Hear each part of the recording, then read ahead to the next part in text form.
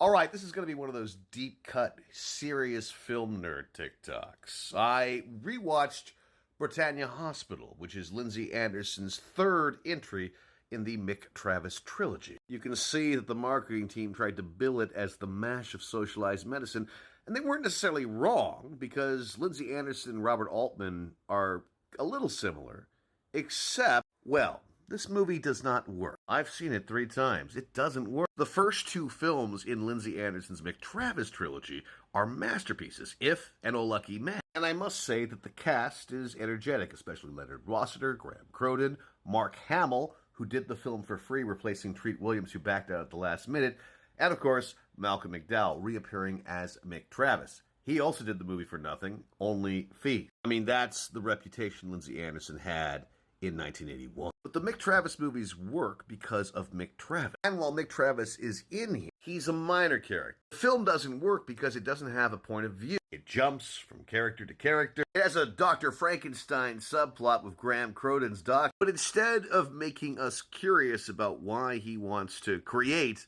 a Frankenstein monster, for reasons I just don't understand, they opt for stupid jokes like the doctor forcing a guy to drink blended brain, and that's just icky, not witty. It also doesn't help that the film takes place in a hospital, essentially mimicking the structure of If, which used a school as a metaphor for British ill. I think ultimately the problem with this movie is the script by David Sherwood. He really seems to be phoning it in. Like in Oh Lucky Man, you saw the pig creature, and that's all you needed to see. You could use your imagination to speculate why a lab would mutate a human with a pig, as opposed to a gross scene where you have a doctor convince another guy to drink blended brain. But I think it was a mistake to divest the Mick Travis trilogy of Mick Travis.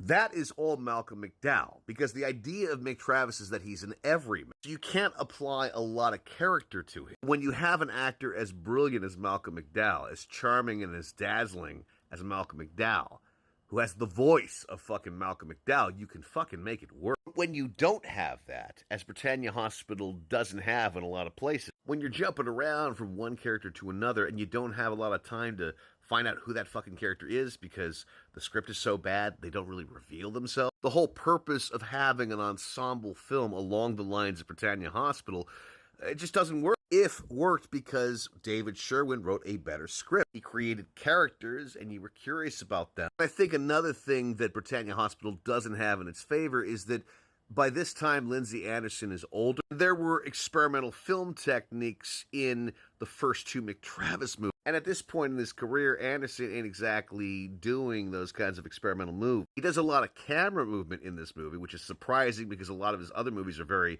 static take. I think because he was financially strapped when he made this movie, he didn't want to take as many risks as he did in his other movies. So ultimately, I think this movie was a missed opportunity. It's interesting to watch on a technical level, and a lot of the performances in this movie are fun. But honestly, David Sherwood, the writer, is the one who fucked this up. And Anderson should have been a little bit more exacting and kicking Sherwood's ass to get him on the level of If and Oh Lucky Man. But who knows, maybe Sherwood saw this as an easy payday. Whatever the case, it's really for die-hard Lindsay Anderson nerds only. And honestly, I think I may be the only die-hard Lindsay Anderson nerd in America. Because if it were anybody other than Anderson, I would not have watched it a 3rd time. I thought that maybe being older, I might get it a little bit more. But no, it's pretty much the same opinion I've had ever since I was 18 when I first saw the movie.